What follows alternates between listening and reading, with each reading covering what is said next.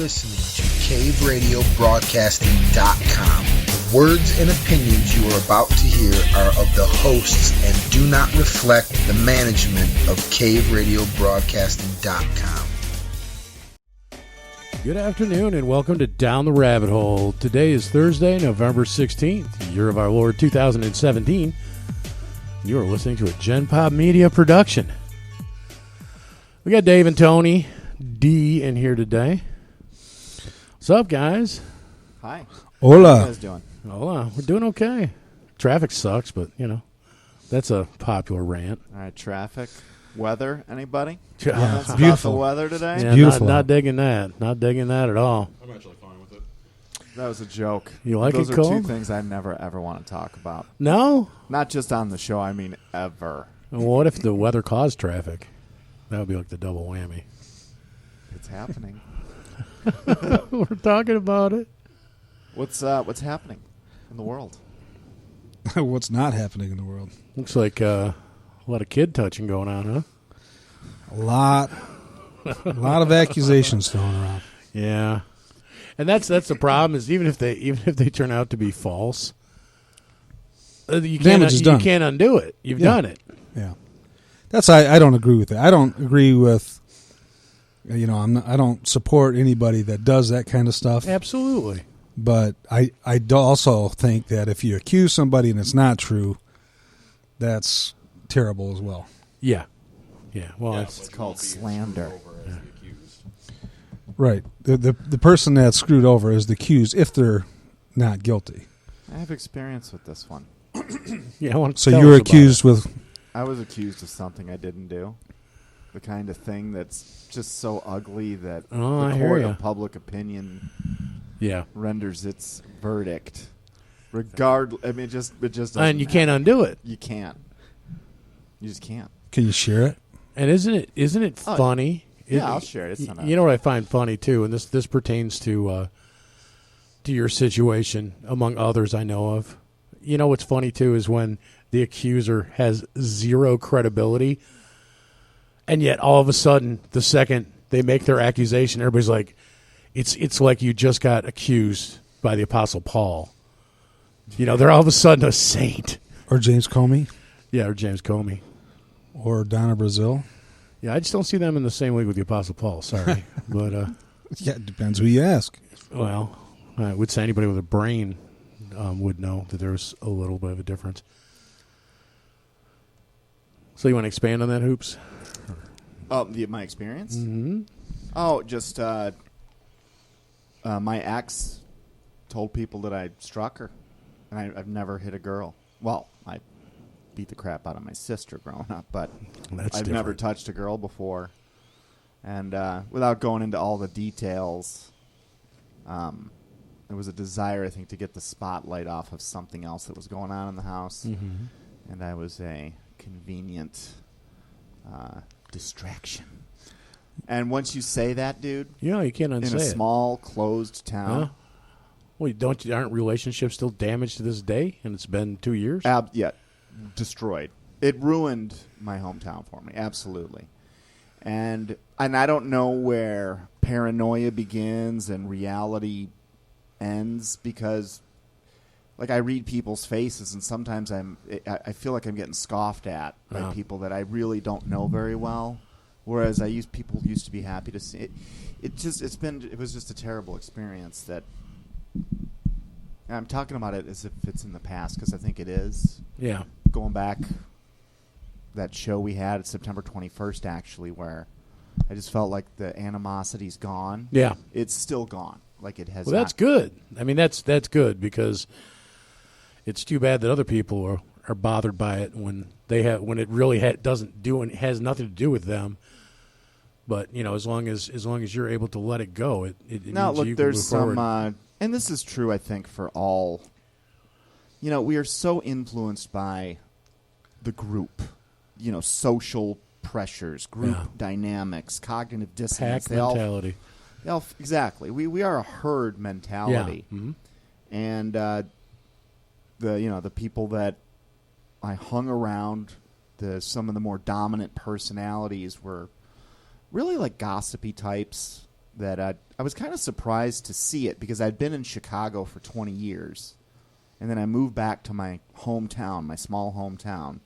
And I had nothing but wonderful memories of this place. And it was just within a year or two. I mean, it certainly wasn't helped by some of the things that happened with my ex. Mm-hmm. And there were a number of, I just gave you the cherry on top. But there was a whole Sunday underneath that, someone should have thrown me away in a husband and father prison a long time ago if you were going to believe everything that was said. So some of the stronger personalities, though, they kind of dominate the group. And before any of this happened to me, I was already noticing, like, some of the people that at one time were my dear friends, people that I graduated with, we'd be at a dinner table with 12 people. And if someone got up to go to the bathroom, like, the whispers would begin about the person that just went to the bathroom. And I remember it was already... Dude, that's like out of the movies. That's the kind of stuff you see in the movies. It was literally very much like that. And I don't know if it's always been that way and I just didn't realize it, or if it is turned into that. Because you live in this bubble, and the people that live there, yep, they just never moved away. So that's all they've really ever known. Right. And all I know, just it's such a big contrast from what city life was like. And I miss the city. I miss it as a result very, very much. Being adventurous or being odd in the city's welcomed. In your hometown, it's let's lynch them. They don't understand how to deal with. Do you find villagers coming out with torches at night? coming towards the Hooperstein Castle? Hooperstein Castle, yeah. So that was a hard thing to get through, and I was real angry about it. Certainly I was angry with my ex, and then I was angry with a lot of the people that had known me that known me since I was a kid. And I mean, as far as I could tell, there would be no reason I could think of that my reputation up until then wasn't a good one. I always knew that little kid was going to turn out like that. Mm-hmm. Yeah. I mean, suppose I had friends. People liked me. So that's how strong those accusations are, though, because they're so strong. I mean, you remember it. Well, the thing is, and I've noticed this. I've been blessed, and that in many ways. By the way, today's my son's 10th birthday, so if you're listening, Bubs, happy birthday! Congratulations, bud.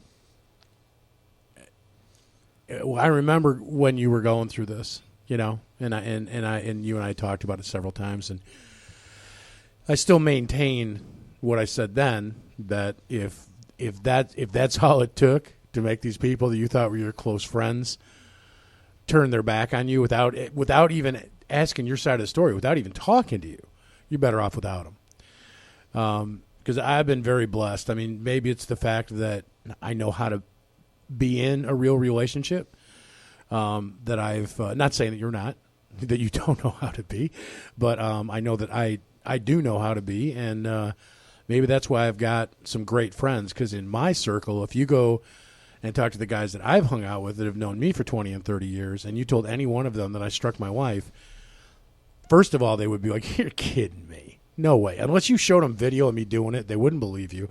And the next thing that would happen is they'd call me. They'd be like, dude, I just talked to Hooper, and he said you hit your wife. What's going on? I mean, they wouldn't even believe it to begin with, let alone now if I actually did do it. I still don't think anyone would turn their back on me. I don't think most of them would. But I know they'd be really unhappy with me. I'm probably making this sound overly melodramatic. It's not like they, moved in some unison as a group. There were just a few people that, you kind of find out, the saying, you find out who your friends are when you're in trouble. Yeah. And there were some people that were more interested in kind of dancing on my setback instead of helping out a friend. And I got bent out of shape with those folks too. Like it was literally like being on like a trial. It felt like that drags on for several months, and it was really uncomfortable. But I'll tell you one thing it did is it really helped finish any remnant desire I had for trying to stay in the world. Like I realized along the way, and maybe God forced this on me, but it was his way of maybe preparing me or toughening me up or just letting me know that things of this world really don't matter. They just really don't. And having a few extra drinking buddies, because I still have a lot of great friends, but this particular squad of people that I went to high school with, I really don't talk to them that much anymore. And the only thing I really miss about it is the laughs. There's Sure. And I'm sure that there are good memories that aren't as good, because when you think of a great time in the past, that person comes up and you think of where you think you are now, and it's kind of like it's tarnished the enjoyment of the recollection. Well, you know, one thing that's funny about, because I'd only had one experience that I can remember in my life where I'd heard about someone striking a woman. Now, ironically, it was about 15 years ago, and I heard it as a rumor, and it was the spouse of the very same ex that I had. Meaning, if that rumor was true the first time, this is a repetitive thing. It's like I'm not the first guy that this has happened to. But I remember hearing 15, 20 years ago, because we have a lot of common friends, and I'd heard that someone said that my ex's husband was beating her. And I remember having this disdain for this guy. Oh, yeah. For well after Betsy and I were already back together. I mean, after Betsy and I... after my ex and I were back together. And probably 2 years into my relationship with her, I was still upset with him because I thought this rumor was true. But then, to me, my ex said that she never had said anything like that. And it kind of went nowhere. But I suspect that... Same situation. It was the exact same situation. Exact same. So either one of two things is true. Either it was a lie repeated, or she makes people want to hit her. Oh, I wanted to. Don't get me wrong. And I did. Look, I totally understand I wanting did to some hit. things that were pretty ugly that are embarrassing to admit. Right. You know, and if I do it, I'll admit it, and because if I do it and I'm guilty, I'll say, you can't hide from it.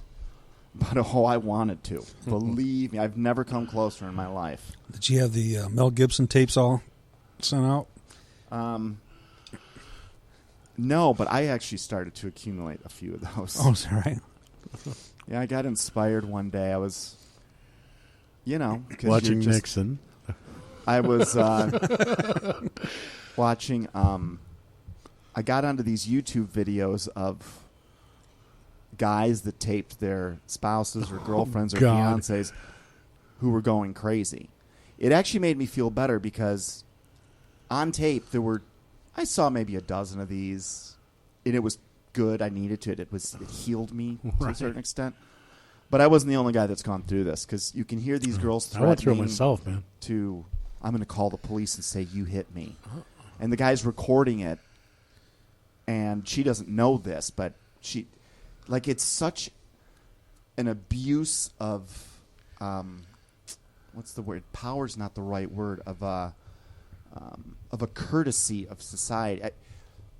Because there are a few crimes, there are a few things that just being accused of muddies you forever. Yep. Hitting women and trying to have sex with little kids. I mean, those you get accused of that, dude. People don't even care about the truth. They just it's just why the controversy. Well, and there's that smoke. There's that whole smoke. There's fire thing. Yeah. So when you see somebody who's a criminal from a criminal background and he's in a seedy area and then he gets accused of something, and it's like, well, maybe he's innocent of this one, but how many times did he get away with it? There's a story maybe one of you guys can look up. This this 18, 19-year-old kid gets indicted for raping like a teenage girl. She was 18 or something like that. And the kid gets sent away to prison. Okay? He gets out like 10 years later. I don't know if he looks up the girl or girl looks him up. But it was obvious that this rape never happened. He had some conversations with her that were recorded. And the big one was... And in her mind, like he was in prison for like a decade. Okay, his life's destroyed. And in her mind... He's a felon. Yeah, forever. With, with the, what's the marker you get? Oh, yeah. The sexual predator. On the list. And she just kind of was like never really sank in that what she did sent a guy to prison wrongfully because she's a sociopath. There was no rape. It was consensual. They were kids. They liked each other, but her parents put through pressure on her. She came up with this story. They pushed her. She never corrected it. This kid goes to jail.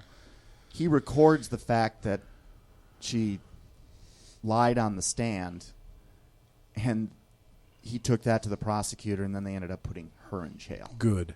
Yeah, and had a good ending. That's good. I don't know how you Google that story, but Yeah, I'm trying to figure that out. but it's out there, I swear. And it's not like it's one time. Oh yeah. Oh yeah. That's happened a lot. You've heard a lot of stories like that. Look, just when we go through the guys that are in this book of quotes, there's a lot of them in prison that shouldn't be.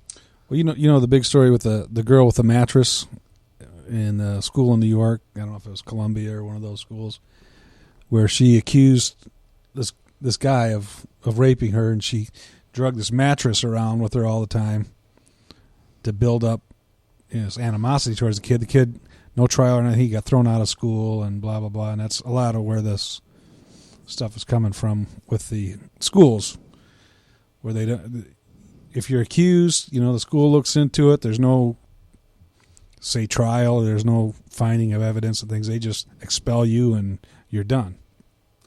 Well, there was the case, and this was a famous case, and it was in the Northwest, and I want to say like Seattle or something like that. You might be able to look this one up.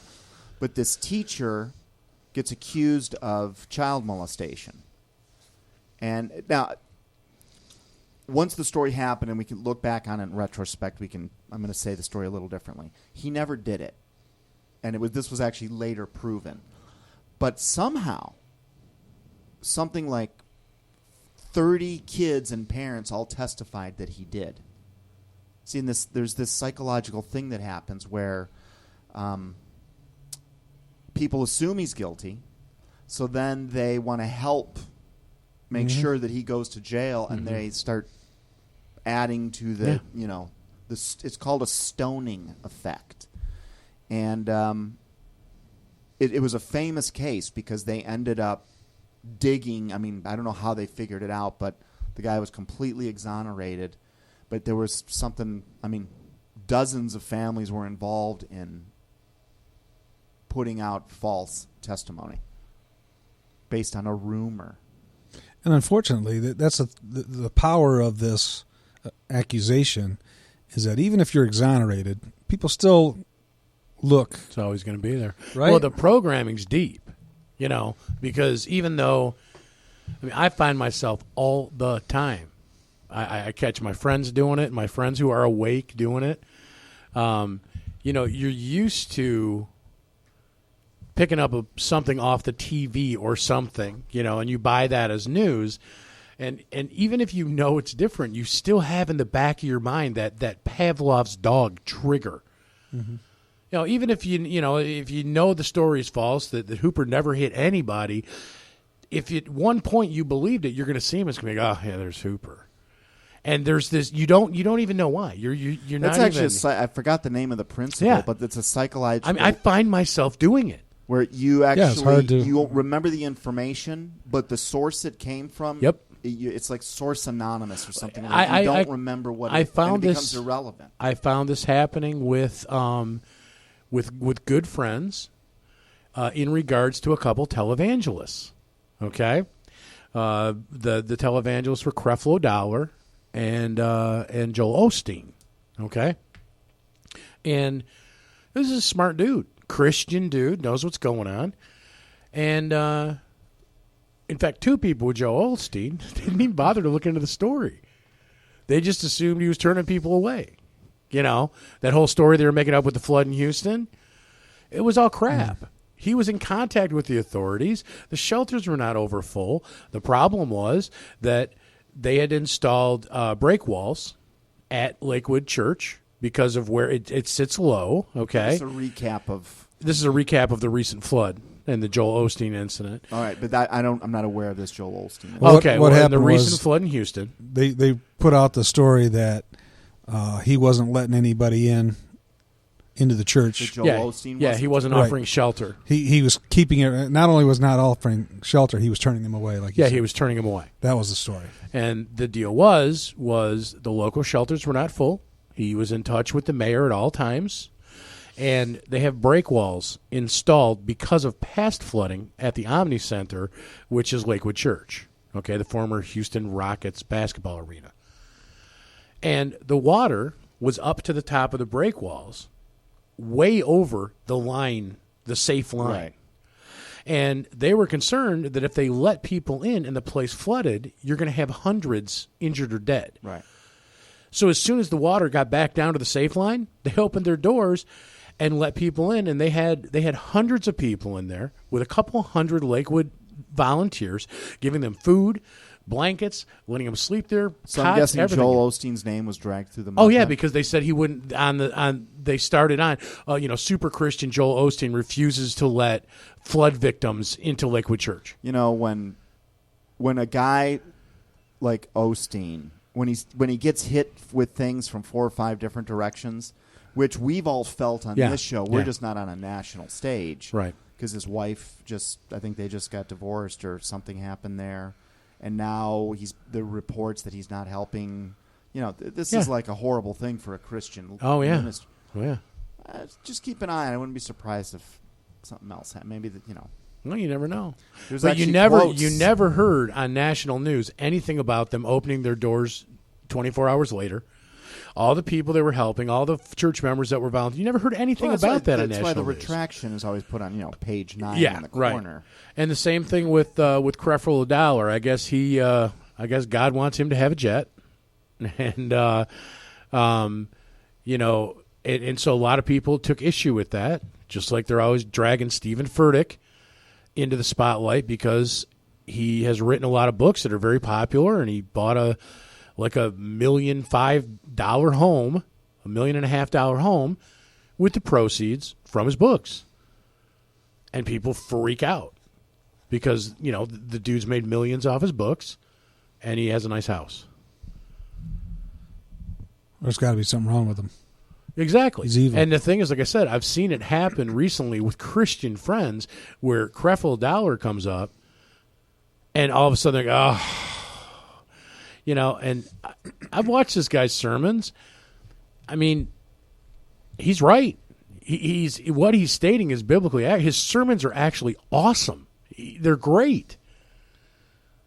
But there's an attempt to discredit these people who have charisma in spreading the gospel because they don't want the gospel spread. I mean, the one guy I haven't heard anything about is Andrew Womack, but I guess he's due for something. Because he's awesome, too. What was funny is, getting back to your comment about the stoning effect, that is perfect because you see that it's going on with this whole thing we originally started talking about. Yeah. People just start coming out of the woodwork and making accusations, and all it takes is one, and all of a sudden it's just snowballing like crazy. Well, we see it. We see it in that private group we belong to. People are still bringing up that Donald Trump is was accused of something. Oh yeah, and it's like that was debunked within a week, but we're still hearing about it. It's like, well, you mean the Billy Bush tape, or are you talking about something else? No, I'm talking about the chick who came out right around the time of the Billy Bush tape. The chick who came out and said that he that he groped her or whatever, and then all of a sudden recanted everything and disappeared into witness protection. But he was accused, so I mean, it's like, okay, well, I could accuse you of that. I mean, if I'm wrong, I guess you were technically accused, and that could be thrown out to discredit every good thing you do for the rest of your life. How about that? Well, right now, it's politically motivated right now. Yeah, because this whole Judge Roy Moore thing, who could be a good guy, could be a bad guy. I don't know. Unfortunately, you'll never know. We'll never know now. You'll never know because why won't we know now? Well, for one, it happened so many years ago that there was no evidence, and it's his. Oh, okay. He said, she said, but the damage is done. I mean, right off the bat, you've got everyone calling him to step down. Yep. And if he doesn't, he'll never get elected. And if he gets in, then they're saying that the governor of the state can call a special election and call that off. And if he gets into the Senate, then they can pull him out. It's really kind of ridiculous. What really stinks about the whole situation is you want to know whether it's true or not, whether that person does that, or if it's just for political reasons. That's just as bad. I think it's worse. Yeah. It's hard to say worse, but it's equally as bad to do that to somebody. It's like your situation. If you didn't do that, you've got a black eye about this for, as long every time someone sees you now, they're wondering, right? So the question. I mean, it ruined my existence. Going even to like a high school football game, I wouldn't even do that now. Yeah. So this guy, my son, I wouldn't go to a high school football game anyway. Well, yeah, you shouldn't be doing that anyway. You got better things to do, right? And certainly not sitting next to Roy Moore. I can't even go to like a Girl Scout meeting anymore. They totally kicked me out of Cub Scouts. Right. Well, what's interesting is with this guy. Let me ask you guys a question, okay, about the Roy Moore thing, okay? So if he did what he did, it's wrong. Okay, I mean, if I remember correctly, the main one that everybody's flipping out about is he was 30, and he supposedly made inappropriate advances on a 14-year-old. Okay, yeah, yep. So this is wrong. It's disgusting. Okay. Well, hold on a second. How old is Roy Moore? 70. That's my question. 38 years ago, so yeah, okay. It's been almost 40 years. Yeah. So if this guy, so we go back to the 1960s. Yeah. So if this guy's lost it and made a mistake 40 years ago, I mean, what if that mistake back that we were just a couple generations removed from a world where 12-year-old our 14-year-old daughters were getting brides, married, and having kids. Well, look at Elvis Presley, right? Yeah, Jerry Lee Lewis. Well, look at all these people. That was only bad, not because she was young. It's because she was his cousin. That was Jerry Lee Lewis. Jerry Lee Lewis, right? That's what I'm talking about. But that wasn't an age thing. That was a blood relation thing. Well, I thought she was like 15. I thought the age was part of it too. You see, each of these things has. You just can't lump everything into. Now they're calling him a pedophile. That's not. No. That's not pedophile. It's not pedophilia, right? No. So that's why I said earlier that this is all kind of a big. And I really don't care what someone did 36 years ago. Yeah. I mean, there's literally almost no, because you can't prove it. Any human being that is 40 years old, you can go find 10 things in their past that if you want to make a story out of them, they wouldn't be qualified to. I mean, everyone would have to step down from every single position in the United States. Literally. There's no human that is some ball of perfection that doesn't have something like that on their resume. So let's get off this. Well, here's the interesting part. Well, that's what I'm saying. They have to dig back 40 years. That was my complaint with Trump and the Billy Bush tape. Mm-hmm. They couldn't find anything recent on him. I mean, there's something new about one of the Clintons every week. Well, we're bringing up stuff that happened in the last year or so with the Clintons that's just coming to light back then, and they have to dig back 15 years to find something on Trump, and you're calling it apples to apples? I'm sorry, I never bought it, regardless of the fact that I am more in the Trump camp than in the Clinton camp. Mm-hmm. Well, see, that's the thing with the Clintons. What's funny is they covered up for Bill Clinton. When you go back and you say, to me, it's simple as you go back to Rhodes Scholarship. Yeah, he he gets accused of rape. The State Department steps in, meets with the parents. They drop the charges. How does a poor kid from Arkansas get the State Department to step in to get those charges? Okay, and then you could say, I'd buy it if it says, okay, that's his one black eye, nothing since then. Right. Right? But it's like you said, it's person after person after person. That's a pattern.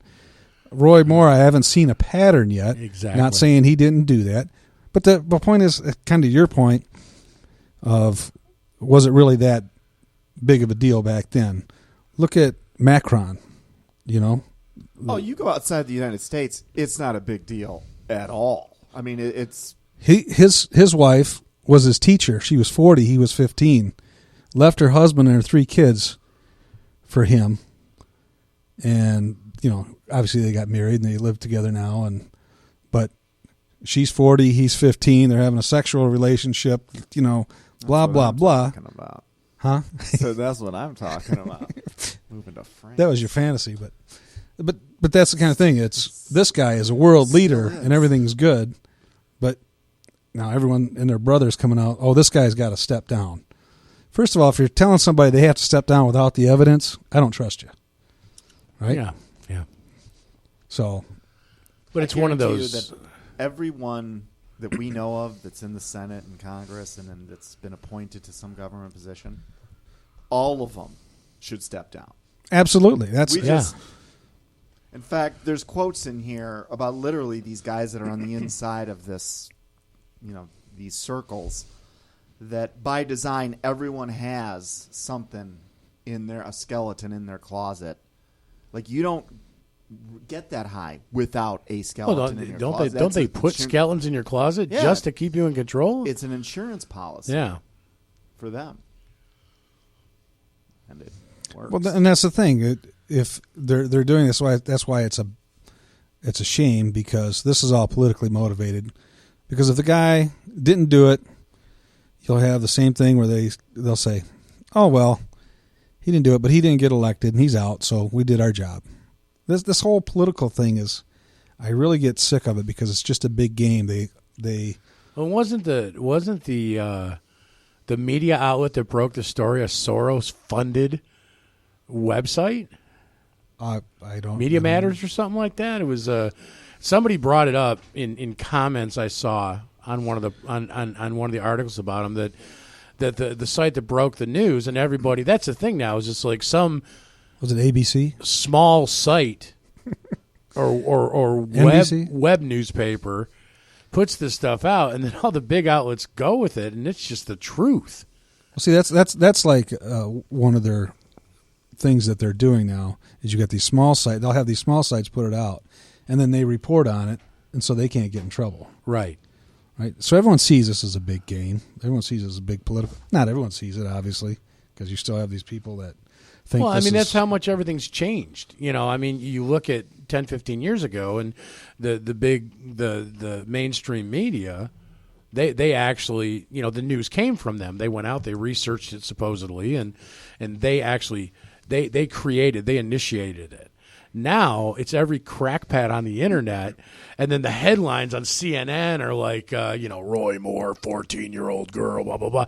And then they start the newscast with, according to JoeBlow.com, sources, and then they get to say whatever they want, and as long as JoeBlow.com said it, well, they're in the right. If everything's wrong, well, JoeBlow.com got it wrong. It wasn't our fault. That's a slippery slope. And anybody who believes, with how many times CNN has been proven to be blatantly manufacturing truth. It's not just CNN, man. Yeah, I know, but CNN in particular has gotten busted a billion times lately.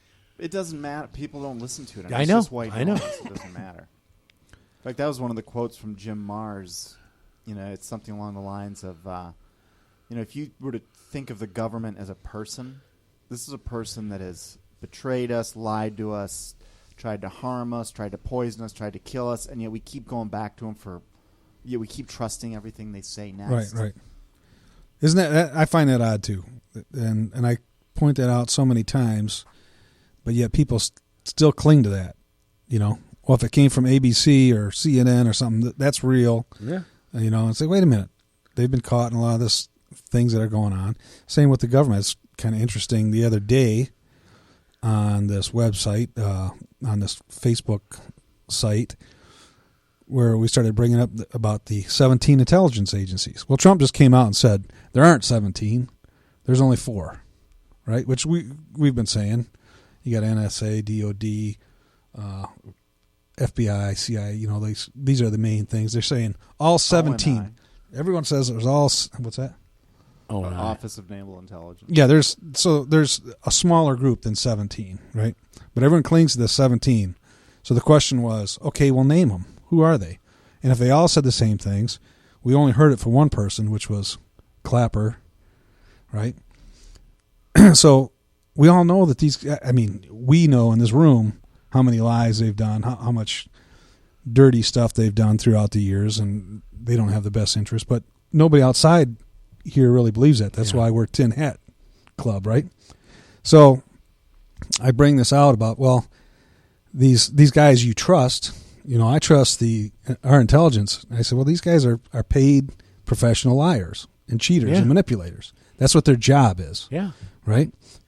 And how can you trust them? And I brought up, that it's been proven that they've been willing to kill Americans with bombs and guns and airplanes and, all these different things. And I had one of the guys go on the site, and he said, well, we just see the facts differently. I said, well, how do you see the facts?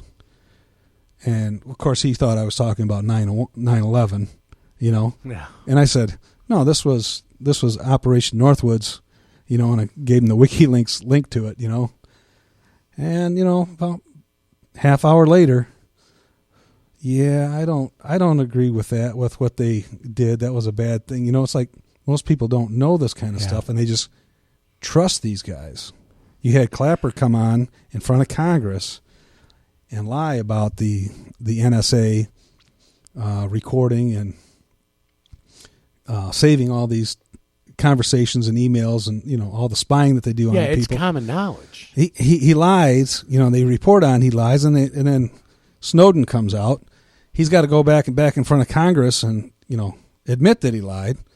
And then the next story, well, James Clapper says this, and everybody's like, well, it's James Clapper. How can you say it's not true?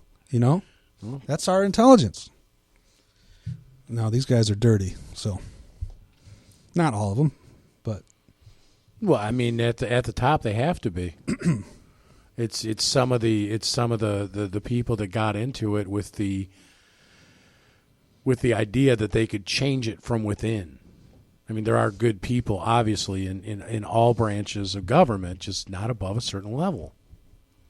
Yeah, I view it more as, it's not like these blanket statements that government is bad or everyone in power is, working for the devil. No, that's not it at all. It's just shades of gray and an incredible array of different shades.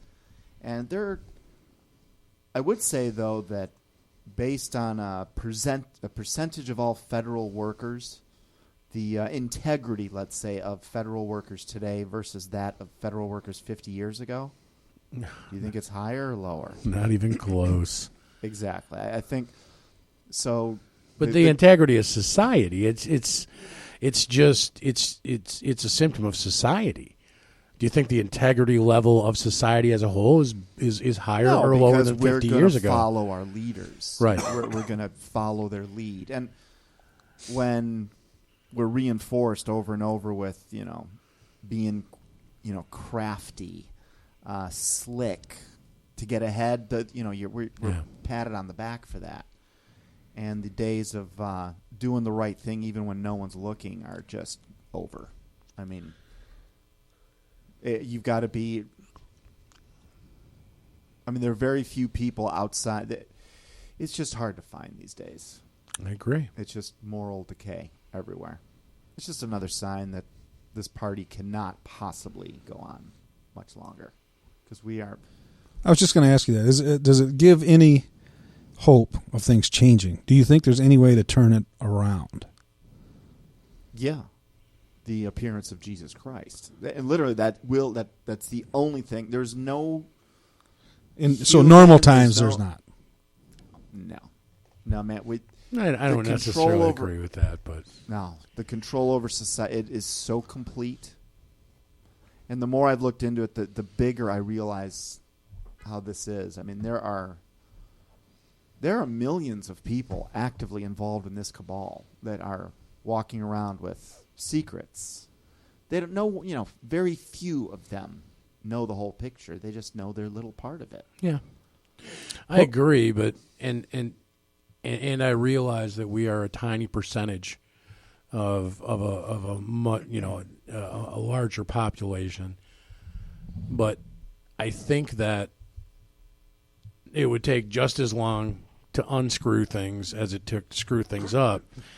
And my way of fixing it is what the four of us, including DiBiase, who's not here, are all doing, which is make your kids aware. Okay?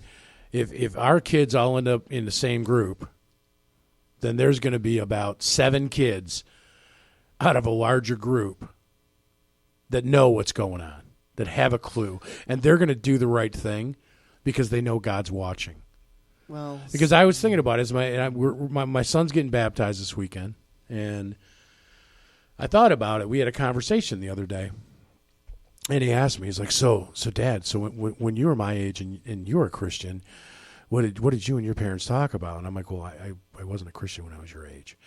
And he just looked at me with shock on his face. He's like, well, how long have you been a Christian? I'm like, well, technically, really, about 3 years. And he was just blown away, and it got me to thinking. We had a great conversation, and it got me to thinking. It's like, my mom had a ton of faith. My aunt and my uncle have a ton of faith. My grandparents have a ton of faith. Okay, they all believed in God. I believe they all believed in Christ. Okay, that he was the Son of God. I believe they were probably all saved.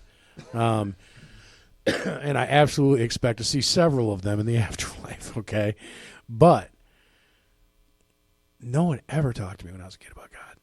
No one ever did. I went to 3 different Lutheran churches. We were never even encouraged to pray. We said the chants with the rest of the congregation. They never encouraged us to pray on our own. They never encouraged us to read the Bible. Isn't that because it's so frowned against in society in general? I don't know why it is, but I mean, it's more frowned upon now than when I went to a Lutheran church 5 or 6 years ago. And man, I'm encouraged constantly to read the Bible and pray at my church. I think take for example this Facebook scenario. If you get on there and you start talking about things like that, you'll be hit hard from all over the place because they can hit away. Yeah. Well, I mean, not like it matters, but that's what it is. It's not like, I can respect your beliefs and that's fine. It's not like that. They are coming after you viciously to attack it. I know. No, that's because they have. And Dave's probably right. I'm the eternal optimist. I mean, I'm going to remain optimistic until the end. I'm going to keep trying to make people aware of the truth until I'm in line to get my head chopped off. What does your optimism lie in? Does it lie in that Earth continues on and it somehow keeps it together for another 40 years, or is it? Well, what does my optimism lie in? It lies in the fact that. Wouldn't you be that 3 years ago I was going to hell and now I'm not? Yeah, but this is why I think that people that are really down with God actually look forward to the end. Like I personally, I'm like, let's go, dude. Get down here. I'm ready. And it's I not don't just dread. me, but I don't dread the end like I did a couple of years ago when we first started talking about it. I don't dread it anymore. When it comes, I will accept it. But I mean, what about the Great Commission? We're supposed to be trying to save the lost. If Jesus comes back and we the believers all go to heaven, well, there's no more lost to save.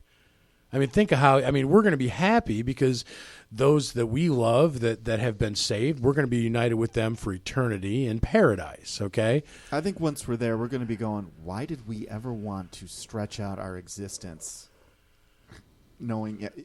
But while you're happy for you and your loved ones that made the cut, you also have to feel for the ones who didn't. They say all your tears get wiped away. Oh, then maybe we won't worry about them then. But right now we're supposed to. Well, there's no doubt about that. I mean, that's why we do what we do without. And I'm not. I mean, it's just a different point of view. I'm not. I mean, you are absolutely right. What will fix this? Absolutely. Are you Christ's second coming. Are you supposed to pray for him to come back? I don't know. I don't know. I'm fairly certain that you are. Like that's. I believe he asked somewhere. I wish Catherine was here. That he said, pray for my return. It's not that you're not praying for destruction. You're not praying for the end of things. And that one's there's a lot of human nature / philosophy behind that, because it took a while. It took a while for me to get to the point where I was sincerely praying for him to get back here, because I know that will be the beginning of really a great new existence. And right now it is it's just the last days of a long battle. Mm-hmm. Now we can't tell because the water has receded for all boats in the harbor, so everything still looks the same to us. Everyone's at our level still. When you compare what our life's like now compared to what it used to be, no one's happy. Technology, you think that's great. It gives us a little convenience, but it also means that we're married to our jobs. We're married to a phone. We're on a treadmill of... you can't even just own a piece of land and just get away from the world. You'll have to pay taxes on that land year after year. It means you will have to be on a treadmill just to live on Earth. It wasn't designed to be that way. And, of course, that treadmill is just a feeder system into a demonic system. Let me ask you a question. By nature, would you consider yourself an optimist or a pessimist? Optimist. Okay. But you might not know it, because I hope for the best, but where's the energy in hope? That's just a condition of your mind. You can at least plan and prep for the worst. That's where you're. That's but one of the things I've gotten in the last several months out of reading the Bible is that there's always two ways to look at things. You can you can choose to look at anything as a blessing or a curse. You can find a blessing in every curse. So I guess it's just a matter of a point of view, and I'm asking honestly to try and figure out the difference, because I would say we're similar people. You're pretty happy guys. You get along. You're a hell of a lot of fun, But why do we see things so differently when we know exactly the same truth? Well, I think over time that we'll end up in a very similar place. And I think we're actually not far. In fact, when you say that you're not upset about the end of days like you were 2 years ago, is proof. It's one of the fights I used to get in with Betsy is I'd be talking about stuff that's in the Bible. And, and for a while I was very interested in, still am, like how the demonic world operates. What is it that Jesus came to save us from, et cetera, et cetera. And so I talk about these things that are they're just true about our world. And, sorry, I lost my train of thought.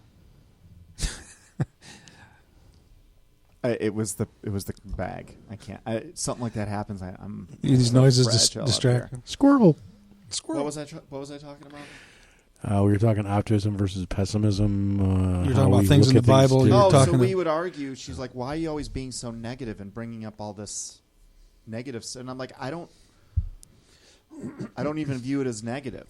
And she's like, "Well, I don't know why you would be so upset all the time and always like be living in this situation where you're always like you're." And that's when I realized something, because I'm like, but I'm not upset. I don't have a knot in my stomach, but she did, and she assumed I did. And that was we never were ever able to get on the same page. And No, I can relate with that. it was basically like there was, and I think there was something spiritual going on here too, but it was basically this deterrence to keep parts of the Bible from ever entering the conversation in our relationship. If it was viewed as something negative, or as, and I just well, let's to be honest. If you're not religious, when you think of the Bible, if you think back, how did you think about it? You had a negative.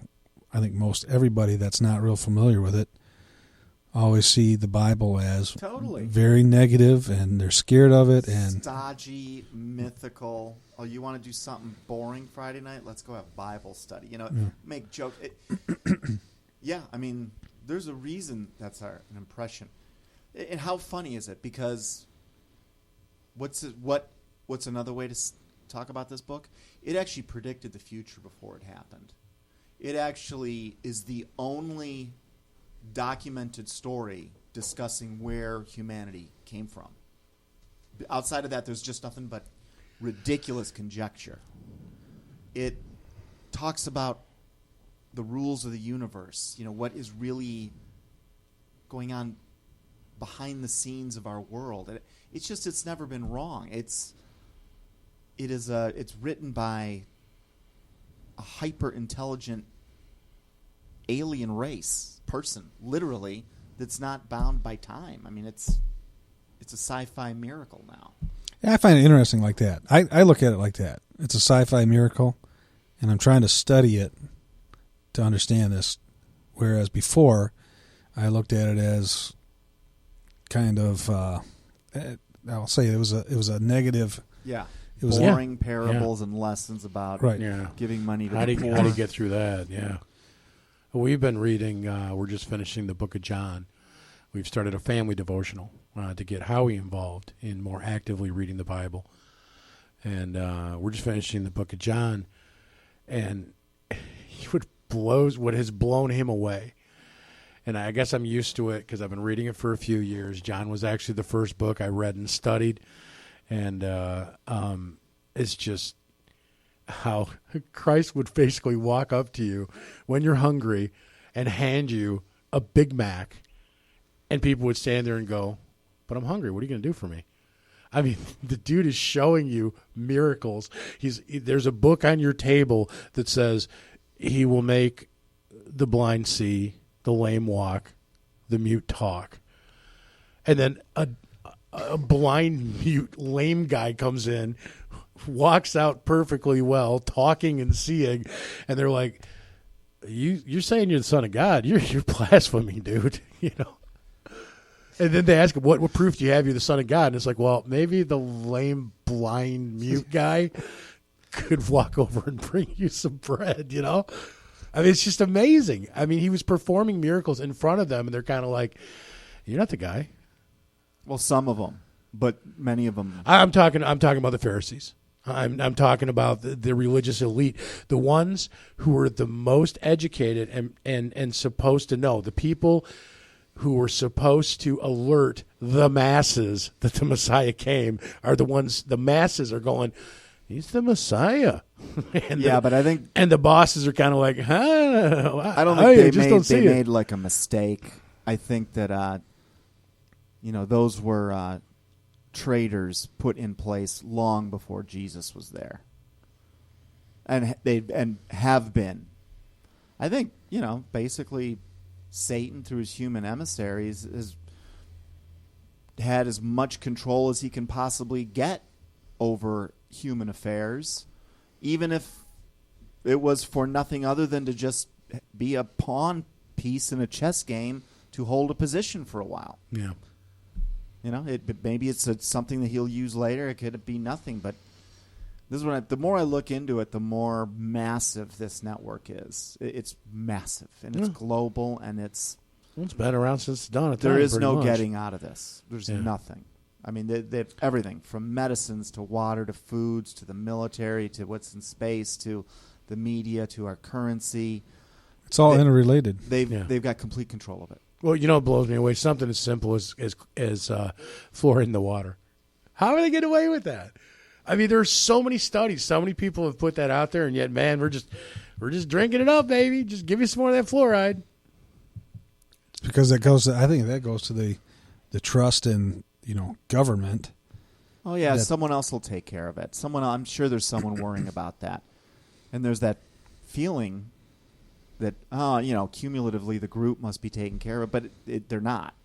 Well, here's the thing that was bothering me this week because they're talking about taxes, right? It's just amazing to me how they've put everybody in these. They basically split everybody down the middle. You're on this side or this side. So we're going to throw out some tax stuff. These guys all hate it. These guys all love it. Regardless, they don't even know what it says. They don't know what it means. They don't have a clue, right? But they'll all argue to death that they know it and understand it, which you don't. And guys like us, we're saying, well, that's all BS anyway, right? All this money that you talk about, Federal Reserve and debts and all this that's all BS anyway. What's that going to do for you, right? And these people though they've been separated. They're put into a box, and now instead of saying, well, wait a minute, why are we paying taxes to start with? Because we never did back before the Federal Reserve, when a dollar was worth 98% more than what it is. Now we're arguing about whether I can deduct pencils and paper, right? They get everybody to a point that they're fighting over these little tiny things that this cabal, we'll call it, whatever you want to call it. It says, okay, you guys go fight over this, and we're getting what we want anyway. And that's why I say that's how much control they have, is that they've got everybody fighting over these stupid little things and not looking at the big picture. Well, that's the Hegelian strategy they use. Right. But how do you argue against when you present this to people who are not stupid people? They cannot understand it. You know what I mean? Well, it took me a while to get mentally equipped enough to be able to get this stuff. I mean, it was 8 months full time. I'm talking 14 hours every day. There were a few breaks in there, but that was 8 months of going from 9/11 through a bunch of other stuff that finally got me to the conclusion. And it wasn't like a decision like I'm 75% certain God is real. This thing was like a detonation. Like it blew up in a moment. It was like, oh, that's it. I know it. Mm-hmm. It's like I knew it. And I can't. One of the frustrations that took a few years to figure out, because in that moment, on November 22nd, back in 2011, I wanted to call everyone and go, dude, God is real. I swear to God. No one. That will not be received. It's just not going to work. You're still supposed to do it, but at the end of the day, like I used to get angry with people, like if they didn't believe, or wouldn't at least look into it or just dismissed it. Right. And actually, there's a quote in here about that. Like if you get angry about stuff like that, it means you're actually selfish and there's some ego involved. And the funny thing is here today, like if someone doesn't want to listen, I literally don't even get upset. I still get upset. I still get upset, and for me, there's no ego involved. Here's when I get upset is when I got a couple people I'm working on. You know it. We're all working on a couple people, and one of them is just like he's just regurgitating the lines he's heard on CNN like he's enlightened, and then calling the Bible a book of fairy tales. And it's like, dude, you don't have that irritates me. That you can buy into that when it's been proven that they're bald-faced liars. Oh, not okay. I understand. You see what I'm saying? When someone, either through ignorance or deceit, is misinforming the crowd, yes, that gets me upset. But when I'm talking to someone directly and they don't want to, I don't get upset about that anymore, because I just look at it as, if you can't see this truth or even consider it, i.e., you can't really be in a real relationship with God, i.e., you aren't going to go to heaven unless this gets fixed. And this is the biggest personal catastrophe that could ever happen. And no matter what you do on earth, if you don't get to heaven, your life was a failure. Yep. And by the other side of that, no matter how much you failed on earth, if you get to heaven, your life was a victory. And everyone that's still breathing has one of those two outcomes. So don't lose hope if you've had the chips against you. Dude, the that meek was will inherit the earth. That was pretty prophetic. You should get a radio show or something. That was pretty good. Why don't you take us to the break? Well, I'll tell you what. If I don't get us to a break, my life will be a failure in this radio station. So we'll be right back. Welcome back to Down the Rabbit Hole. We're just all over the map today, which is okay. We need to have one of those days every now and then. But Dave was mentioning... We going out again? No. What's up? Sorry, that was my bad. That's okay. Take 50 cents off his pay there. Don't mess with my money. I'm asking PayPal for a refund, Chris. So Dave had mentioned during the break that he had some good quotes that he thought lined up right with what we're talking about. And I see him smiling as he's... So I think maybe he's got a few of them he'd like to share with us. I don't know if we're going to actually play a quotes game, but I always find these quotes to be very interesting. It always blows me away how many years before the fact a lot of these things were predicted. You guys want to do a few? Yeah, come on, throw a few out there. Okay. All right, here's the first one. This is from a chapter called Covert Actions and Coverups. And I think earlier we were talking about how much the intelligence community works inside our own borders. Right. So here's the quote. U.S. covert actions and cover-ups are carried out against our own citizens within the United States with impunity. So that was either Senator Mike Gravel,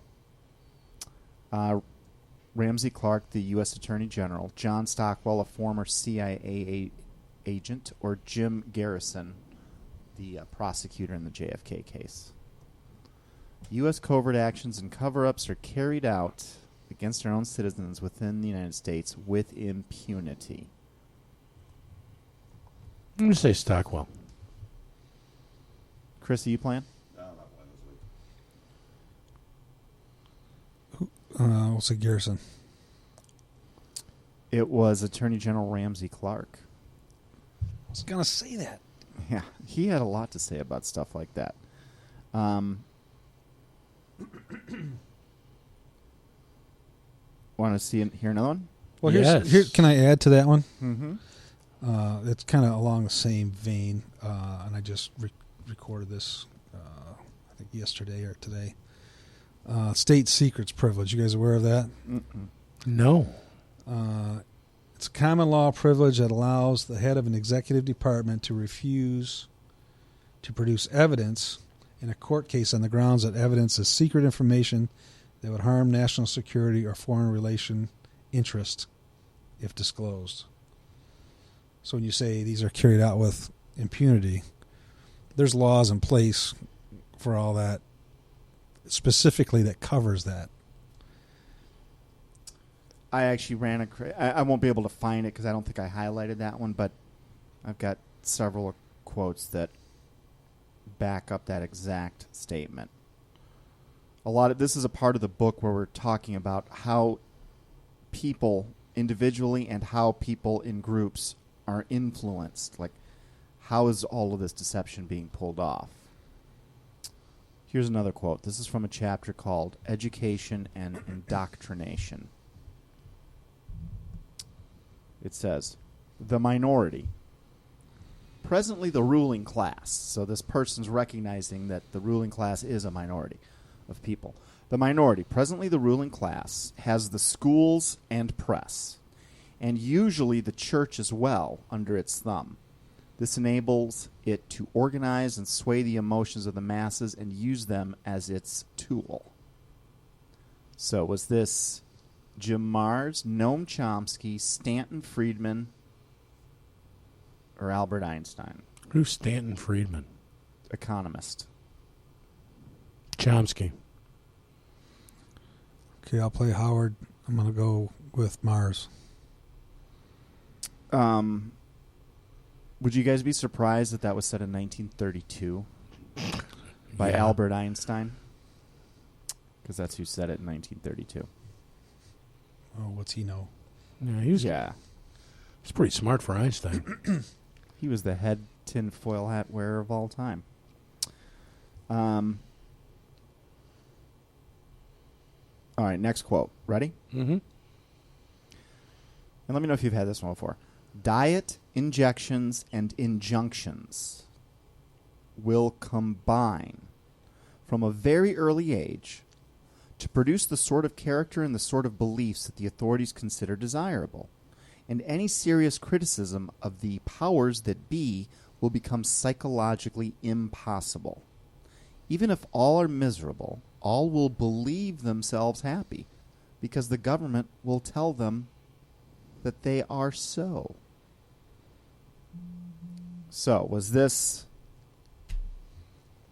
Aldous Huxley, Zbigniew Brzezinski, Bertrand Russell, or Gerald Burton Winrod? Oh, Winrod's back. He's going to play a role today. Brzezinski. That's what I was going to say.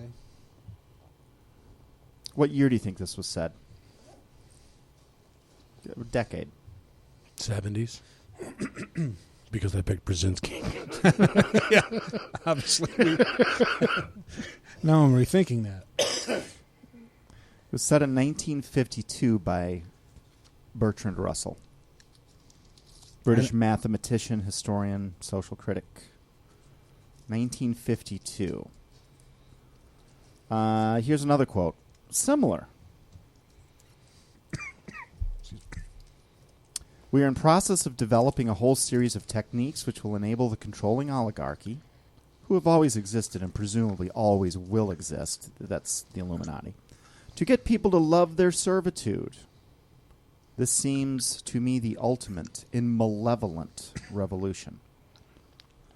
We are in the process of developing a whole series of techniques which will enable the controlling oligarchy, who have always existed and presumably always will exist, to get people to love their servitude. Was that Huxley, Brzezinski, Bertrand Russell, or Dr. Day, who gave that 1969 speech in Pittsburgh, the former Planned Parenthood chief? Don't know who that is, but I'm going to go with Brzezinski again on that one. I'm sticking with Brzezinski. Well, that one was Aldous Huxley.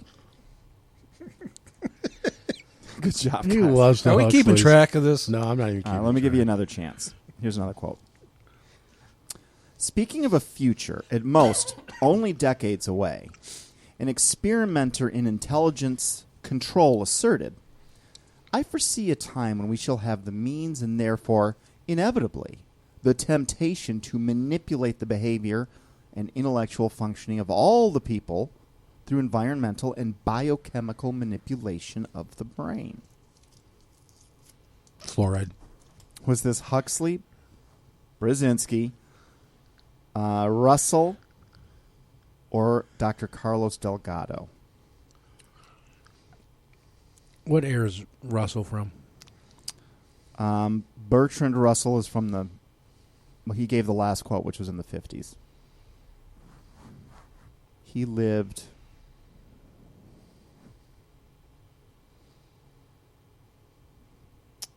I think it's earlier than that. Give the Bertrand Russell lived 1872 to 1970. You What are want the to hear names it again? again? Or yeah, the I'm gonna get a names? quote the names. The quote is, speaking of a future at most only decades away, an experimenter in intelligence control asserted, I foresee a time when we shall have the means and therefore inevitably the temptation to manipulate the behavior and intellectual functioning of all people through environmental and biochemical manipulation of the brain. It was either Aldous Huxley, Brzezinski, Bertrand Russell, or Carlos Delgado. Now, who was Carlos Delgado? He's the guy that was doing implant tests on animals and humans. He's the one that got a bull to stop charging and to just sit docile by pressing a button that was connected to an electrode in the bull's head. So who said it? Huxley, Brzezinski. I'm going to go with Delgado. Huxley. You guys should have gone with Brzezinski, right? I It knew was it. it was Brzezinski. He said that in 1970.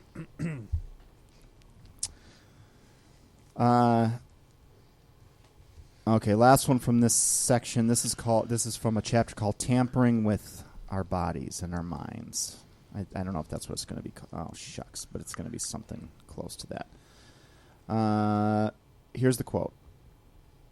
International conspirators always find it to their advantage to lull the people to sleep until they can get their plots developed so far that nothing can stop them. A man in a stupor is harmless. The despoilers have a way of keeping the popular mind befuddled and drugged under the influence of their opiates. Huxley, Brzezinski, Bertrand Russell, or Gerald Winrod. Gerald Winrod. I'll go with that. Good job, guys. Gerald Winrod said it in 1935. Wow. Crazy when it's happening as we speak. We talked a little mind control earlier, right? Child abuse. Mm-hmm. Want to do some out of that chapter? You have a child abuse chapter? It's a mind control. The chapter is called Mind Control, MK Ultra, and Ritual Abuse. Let's do a couple and see how they go. Okay. We ready? With the Monarch Project, or whatever official title may be attached to it, the idea is extended to the production of a horde of children in whom the soul is crushed, who would spy, whore, kill, and commit suicide. So this person is saying the Monarch program is about taking kids, turning them then into killers, sex slaves, etc. Agents. Was this Ted Gunderson, famous FBI head of LA office, John DeCamp, the lawyer in the Jonathan Gosch trial, Russ Dizdar, the researcher of the Black Awakening, or Kathy O'Brien, who was a presidential sex slave herself in the White House? She was an MK Ultra victim. It speaks. I'm going to go Gunderson. Well, it could have been any of the first three easily for me, but I'm going to go with Gunderson as well. It was, in this case, this one was John DeCamp, who was just a regular attorney hired by... Was this during the trial or afterwards? In his... He said this in 1992, and this came out of...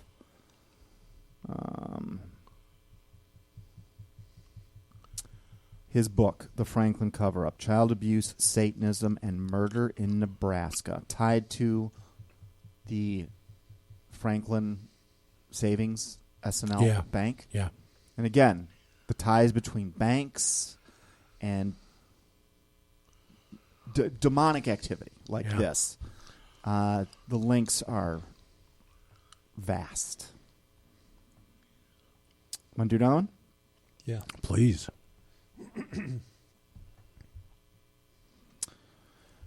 Jonestown, this is also from Mind Control, Ritual Abuse. Oh, darn it. Mind Control, Ritual Abuse. I don't even know the name of my own chapter. You remember the movie Jonestown? Did you ever see that? Yes. I used to do that quote all the time. What's the quote? It was Jim Jones that made this happen. No, Jim Jones was the Hitler of Jonestown. It's who's behind Hitler and who's behind Jim Jones. That's who we talk about on this show. Mm-hmm. They're who's hidden. Here's the quote. Rather than terminating MK Ultra, the CIA... Oops, I have shited, but I think I meant to write shifted. The CIA shited its program from public Shite. The CIA shifted its programs from public institutions to private cult groups, including the People's Temple, which was the name of the Jonestown. So rather than terminating MK Ultra, the CIA shifted its programs from public institutions to private cult groups, including the People's Temple. This is either U.S. congressional aide Joe Holsinger. He's the guy that worked for that congressman that was killed when he went to visit the People's Temple. This was CIA agent Chip Tatum, FBI guy Ted Gunderson, or Kathy O'Brien. Chip Tatum. We'll go with Gunderson again. This was Joe Holsinger. So he worked for... Holsinger was an aide for Congressman Leo Ryan, who was waging his own investigative campaign into the CIA's mind control program. That investigation led him to Jonestown and Jim Jones's People's Temple cult. Jonestown was a veritable prison where all the classic mind control techniques were utilized. The cult members lived in squalor, but it contained a modern hospital from which massive quantities of behavioral modification drugs were recovered. It would later be discovered Jonestown had somewhere between at least 26 million and 2 billion in assets. This is American tax money. Either way, the low-end estimates still make this a very well-financed operation.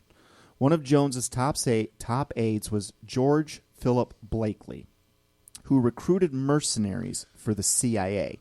And now this guy was one of Jim Jones's henchmen in the People's Temple. In, was it French Guiana or just Guyana? Either way, northern part of South America. Researchers have speculated that Jonestown was part of the CIA's MK Ultra experiments, which it was, just before the massive story was about to break, linking the CIA to mind control camps. This was in the 70s. The entire experiment was terminated, literally. On November 18th, 1978, Congressman Leo Ryan and his entourage were trying to leave Guyana after interviewing members of Jim Jones' People's Temple. So he's there on this fact-finding mission. Okay, he's a congressman, and he's got an entourage because he's got family members of people that are in this camp. That's right. I remember more about it now. And they came down. So there's like 20 or so people. They chartered a private plane. Yep. Yeah, okay. There's a lot of people. I imagine they were saying that there was a problem there, and that's why they grabbed the congressman to go check this out. Is that what the... No, his constituents had family members in the cult. And because it moved... The People's Temple was located in the United States. They were in California, and then they went overseas. And then when they came under fire, they went to South America. They fled to South America. So while this congressman, while Leo Ryan is walking through the camp, everyone publicly is going, "We love it here, we love it here." But people were slipping him notes and whispering in his ear, "Get like, us out "You of got it, here. we're in danger. They're going to kill us if we don't." And he kind of freaked out himself. The entourage included concerned relatives of temple members, several newspaper reporters, an NBC TV team, and congressional staffers, a total of 17 people. While trying to leave the cult's territory, Leo Ryan and several members of his group, including a bunch of defectors from Jonestown, like they got in a few pickup trucks and just barreled to the airport. Right as that happened, that's when the killing began in Jonestown. Now, a lot of people think that these people willingly drank Kool-Aid, but the vast majority of them, they've come to find out, were actually gunned down, and they were forced to drink the Kool-Aid at gunpoint. And many of them tried to escape into the woods, and they were tracked down and shot. Leo Ryan and several members of his group, including defectors from... So Leo Ryan and his entourage, they were all killed. I mean, they were just gunned down right there. And you can see in the video, you can see where the Jonestown citizens that were down with Jim Jones, the ones that were fully mind controlled, they're just machine gunning innocent people. It's a shocking video. You can see it. It's online. This is still in the backstory. So, while trying to leave the cult's territory, Leo Ryan and several members of his group, including defectors from Jonestown, were executed. That same day, about 900 more residents willfully and or at gunpoint drank cyanide and died. Most, contrary to media reports, were shot. A few who ran survived. Immediately, the media blamed Jim Jones, placing him in the elite club of quote-unquote lone nuts, who've pulled off what I call evil miracles, like Osama bin Laden and Lee Harvey Oswald. Even though their links to the CIA are vast and easy to trace publicly, the media never touches on that part of those stories. Other lone nuts include Sirhan, Mark David Chapman, John Wilkes Booth, and John Hinckley Jr. If I were to include lesser-known lone nuts like, say, Lynette Squeaky Fromm, this list would be too large. Who is Squeaky Fromm, you ask? She was a member of the Manson family cult involved in the famous Sharon Tate murders in 1969. Then a few years later, she somehow got within 2 feet of President Gerald Ford and attempted his assassination, but her gun misfired. Had she been successful, Nelson Rockefeller, then the vice president, would have become president. There's that Rockefeller name again.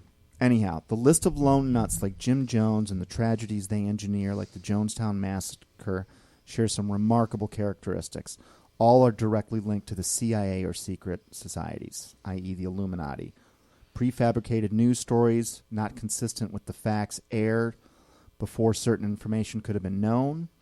Reports of links to the CIA are always squelched. All claimed innocence or no memory of the event, that is, the ones that weren't silenced permanently. Insiders and witnesses have very different versions than what is portrayed in the media. The death rate of witnesses close to these events is astronomical. In fact, the number has been computed by mathematicians and others, and there's a quote later about how Jim Carrison had Lloyds of London do a probability on 30 different JFK witnesses being killed in the 2 years before the trial. It was in the it was impossible. It was in the 10 to the 50th power. Oh, you guys are Any just questions tin about hats. that one? Or any thoughts? Frightening. Comments? Want to do another one? Yeah. Okay, here's another one. We'll do this. I like these. Do you Which like these, Howard? I love these. Yeah, this is. You like fine. this? Yeah. Please, sir, may we have some more? Okay. Remember that? The U.S. government will, this is the quote, the U.S. government will, if necessary, implement whatever it takes to keep the public from learning the truth about these important cosmic events. Perhaps there is a legitimate military reason for total secrecy, particularly if the Pentagon has no means of combating these forces. Perhaps a reason so ominous that they surmise the human race cannot handle the truth. This is in Covert Actions and Coverups. So that quote, the U.S. government will, if necessary, implement whatever it takes to keep the public from learning the truth. ... About Jack these Nicholson? cosmic events. So is it J. Allen Hynek, the famous UFO researcher, Clark McClelland, NASA spaceflight engineer, Werner von Braun, or General Douglas MacArthur? Werner von Braun. Oh, what was the second one? Clark McClelland? Clark McClellan. It was McClelland. NASA astronaut. Just another guy that's in the know. He's had other quotes in here, too, that he Yeah, shouldn't know anything about. Because when you come out to say, once you come out, you're going to say things that there are going to be 3 or 4 different nuggets there. Most of these guys end up linking what they're involved in or what they see to the bigger conspiracy. And All right, here's another one. This one's a little different. I'm going to read you a quote, and then I'm going to ask you which event this refers to. The quote is this.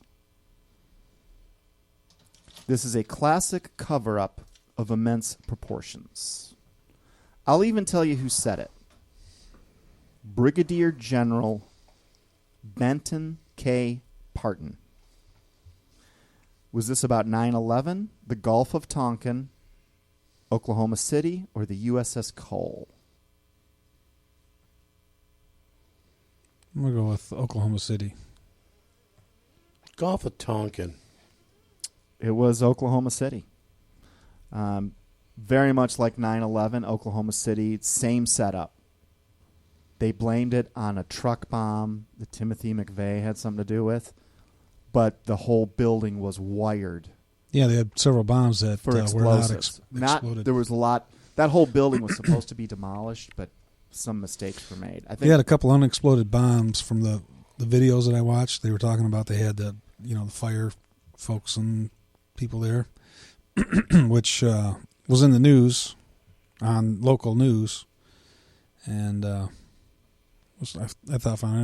found interesting because obviously the whole building was supposed to come down.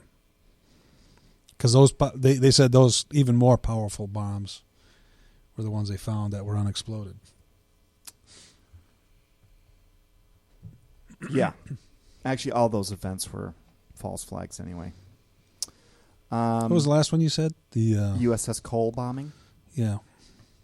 We've never talked about that one. There's so many. That was a 9/11 precursor, right? Supposedly bin Laden. Yeah. Supposedly. Yemen, right? Yeah.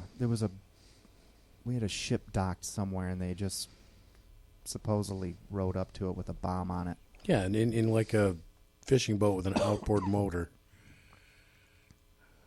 All right, my computer is giving me a little spinning wheel right now. Oh, my. Well, while your computer's doing that, do you want to... we were talking earlier about praying. Oh, yeah. What was it? What did you find?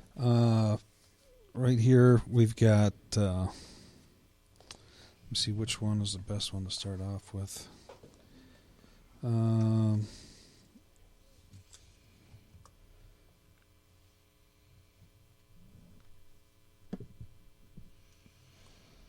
The day being no date inexorably fixed, but the one arrival of which it is free to the church to hasten on by faith and prayer. Matthew 24:14. The gospel shall be preached in the whole world, and then shall the end come. Compare the words of Peter in Acts 3:19. Repent and be converted, that so there may come some seasons of refreshing. So No, that says right there to pray for it. we've been It taught can be that interpreted that way. God's kingdom is going to come, but how did Jesus teach us to pray in Matthew 6:10? Thy kingdom come. We're told to pray for the coming kingdom. That's the one I wanted to read. Yeah, the one that I said that I found that they referenced, but I believe it was King James they used, was 2 Peter 3:11 through 13. And in the NIV it says, since everything will be destroyed in this way, what kind of people ought you to be? You ought to live holy and godly lives as you look forward to the day of God and speed its coming. That day will bring about the destruction of the heavens by fire, and the elements will melt in the heat. Yeah, I think that's a sign. So they're interpreting and speed its coming with prayer. And there's a footnote on it that says, or as you wait eagerly for the day of God to come. But still, just because you're eager for, I guess if you're eager for it to come, you're praying for it. I'm looking forward to it. I'm not saying I'm not looking forward to it. I just don't. I want so many of the things we talk about are made clear in the Bible. You know, it comes right out and say it. It's not that they talk about prayer constantly, yet I don't know that, and it would not be it would not be any long stretch that I haven't found it yet, because I'm nowhere near complete. But I just haven't found a reference in the Bible where it actually says. All my other questions, I've found biblical reference. We're supposed to love God above all else. But I haven't seen anything where it actually comes right out and said, and you should be praying for. But isn't that what Tony just found, though? No. It didn't say that exactly. It doesn't say pray. Exactly. It says you should live your life in accordance to God's standards. No, but it says to hasten the day. Well, read the first sentence you read. What verse is it? What is it? But the one arrival of which it is free to the church to hasten on by faith and prayer. Yeah, for the church. So that's Christ's people. What it's free to verse? them to speed it up by faith and prayer. Okay, book and verse. Matthew 24:14.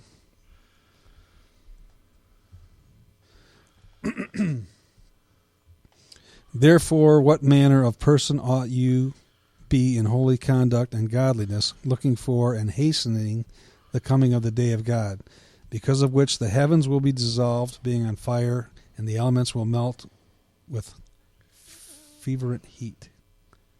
Fervent heat. You said 24:14? Yeah.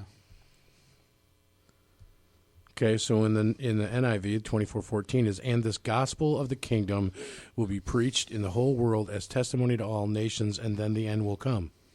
Yeah, that's the next line. Maybe that's what that. Oh, so you're saying 13? I'm reading from something it's got footnotes on there.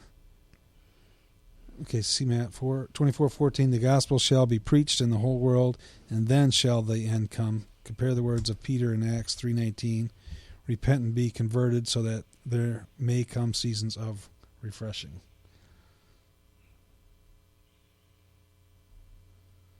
So this is Dr. Vincent was explaining. So it's got his paraphrase. Right, so it's still his interpretation that's what that means. It doesn't come right out and say it.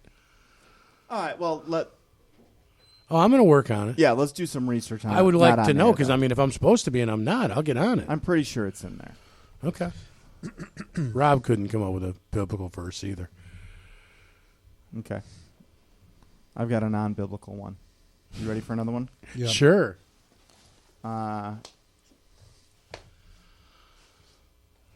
Give me some non-biblical. Here's the quote. I used to receive 100 calls a year from people who wanted me to get into the green room at Wright-Patterson Air Force Base, because that's where the Air Force stored all the material gathered on UFOs. I once asked General Curtis LeMay if I could get in that room, and he just gave me holy hell. He said, not only can't you get in, but don't ever mention this to me again. Was that Werner von Braun, Robert F. Kennedy, Barry Goldwater, or J. Edgar Hoover? Robert F. Kennedy. I was going to say Kennedy, but I'll go with Goldwater. It was Barry Goldwater. Oh, my. Tony's crushing me. Thank God no one's keeping score. Here's a chance to redeem yourself. Here's the next quote. 3-point quote? Not yet. I would do it. That is, to study UFOs. I would do it, but before agreeing to do it, we must insist upon full access to discs recovered. For instance, in the LA case, the Army grabbed it and would not let us have it for cursory examination. So basically, let me reread this. I would study UFOs, but before agreeing to do it, we must insist upon full access to discs recovered. For instance, in the LA case, the Army grabbed it and would not let us have it for cursory examination. Does the state what the LA case was? No, and there's debate about that. We'll talk about that in a second. So this quote was either by Werner von Braun, Robert F. Kennedy, Allen Dulles, or J. Edgar Hoover. I'll go with Kennedy on that one. I'm going to go Dulles and be wrong. Good job. It was J. Edgar Hoover. And this was a handwritten note on an internal FBI document, which was released recently through FOIA. and you can now go find it on FBI.gov. And you can see the history, the thread of documents leading up to the one that J. Edgar Hoover made notes on. Mm-hmm. Now, there's question about the L.A., because people aren't sure if that stands for Louisiana, if it stands for Los Angeles, and it's hard to determine from what's written. But he's obviously saying that he didn't get the recovered discs, and they're talking about UFO discs, Mm-hmm. Mm-hmm. because the Army had taken them. And he would do it. He would investigate them. But he wanted guarantees that he was going to get all the information.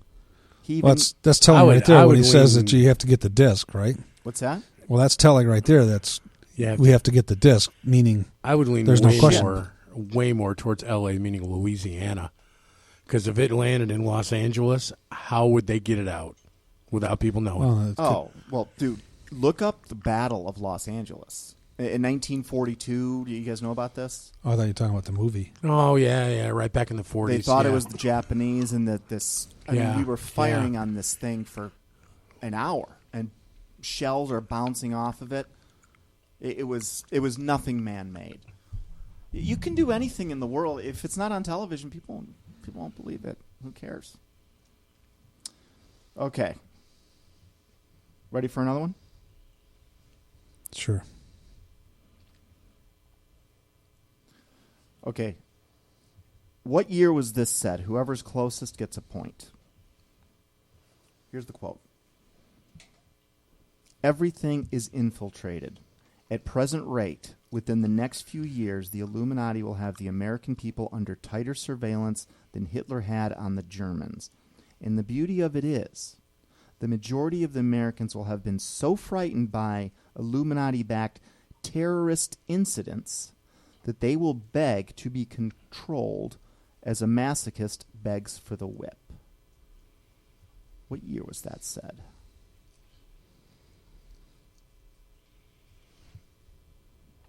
And the Right. beauty of it is, the majority of the Americans will have been so frightened by Illuminati-backed terrorist incidents, they will beg to be controlled.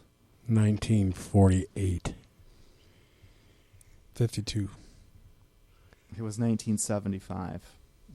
Robert Shea, American researcher and journalist. What was it? 75, he said, so I won. Shut up. It's like the Price is Right. I just have to be $1 over you. Yeah, 4. Yeah, but 4 plus 8 is 12, and 7 plus 5 is 12. So therefore, I'm right. You're okay. Sorry, we're bringing up some democratic rules here. Well, how about if I identify as right? I just identify as correct. Yeah. If you accuse me of being correct, then I must be correct. I'm anti-correct. What is that? Okay, ready for the next one? Sure. Anti-correct. Okay, here's the quote. That is a head That's your scratcher. privilege. You're always correct. It's your correct privilege. I have been warned by many that an outspoken course, even if it be solely of truth, will bring down upon my head ruthless retaliation, that efforts will be made to destroy public faith in the integrity of my views, not by force of just argument, but by the application of the false methods of propaganda. I have been warned by many that essentially this guy's saying that if I go out and say the truth, his life's going to be torn apart. Was this John F. Hyland, mayor of New York, Albert Einstein, General MacArthur, or JFK? Oof.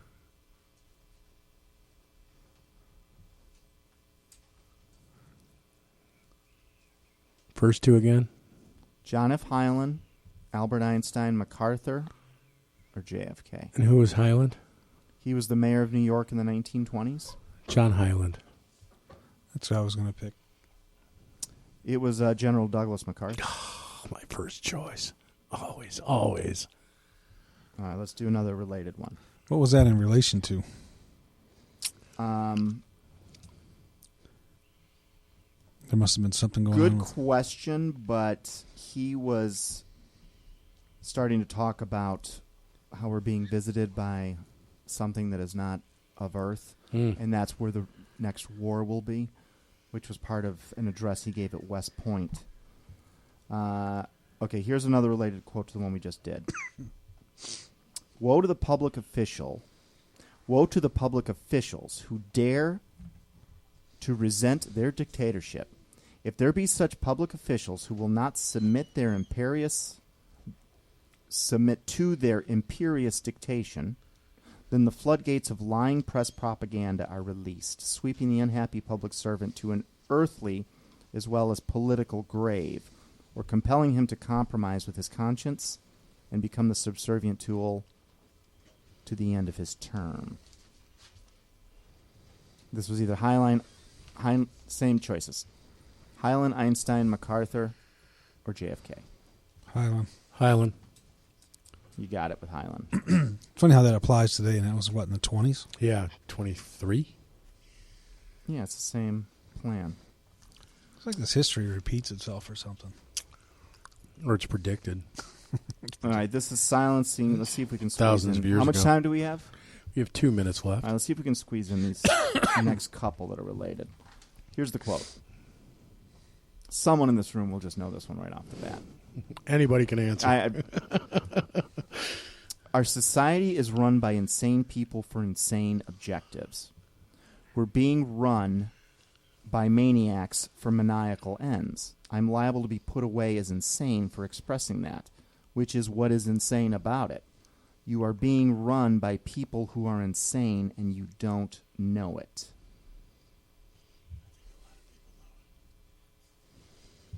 Hang on, where the heck did I just do with this thing? Okay, so this was either Susie Kasem. I'm a personal fan of hers. She's the young philosopher out of Harvard. Steve Quayle, Dave Chappelle, John Lennon. Dave Chappelle.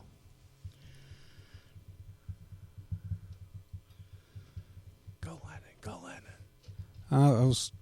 All right, I'll go Lennon. Just Good job. It was John Lennon. I knew it was one of the two. All right, let's squeeze in this next one. One more and then At we'll least. sign off. Okay, I think I remember reading that, but I'm trying to remember. Go ahead. Here's the quote, but I'm going to leave off the name of the killer, and you'll know why. Anybody who thinks that blank was just some crazy guy who killed my dad for his personal interests is insane or very naive. Was this the child of John Lennon, John F. Kennedy, Martin Luther King, or Robert F. Kennedy? John F. Kennedy. JFK Jr. That makes sense. I'll go with that too. Or Martin Luther. It was the son of John Lennon. It was Sean Lennon talking about Mark David Chapman. My first choice. Okay, here's the last one. And 20 points. Was this in a movie? Or was this set in real life? Okay. Here I it don't know is. the difference. Is there a difference? Movies are my life.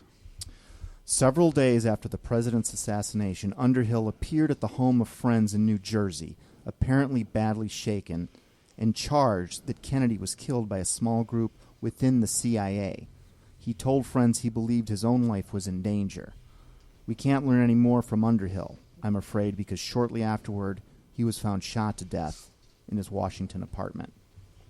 Was that set in a movie or was that in real life? I'll go with movie. I'll go real life. For an 20 extra points. point, whether it was movie or real life. Anyone want to take a guess at who said it?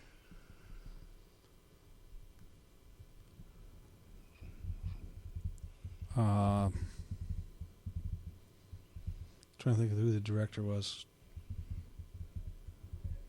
Jim Garrison. No, I'm thinking of the director that did JFK, Oh, Oliver Stone. Oliver Stone. Wow. No, not even close, right? You guys are way off. No, You guys suck. I'm blown away because one of you guys got it. Okay. Do you want to know who? Tune in next Tune week. in next We'll let you know. We'll be right back. Howard, you got it. It was Jim Garrison. Nice. And it was in real life. Okay, well, we got Said another it in a we got Playboy another interview. show coming up, so we're going to get on out of here. We will be back next week. And why do we do this? Why do we do this? We do this because So your soul doesn't get trapped That's in what this I'm prison saying. box. Get to know who get Jesus off the is. prison planet.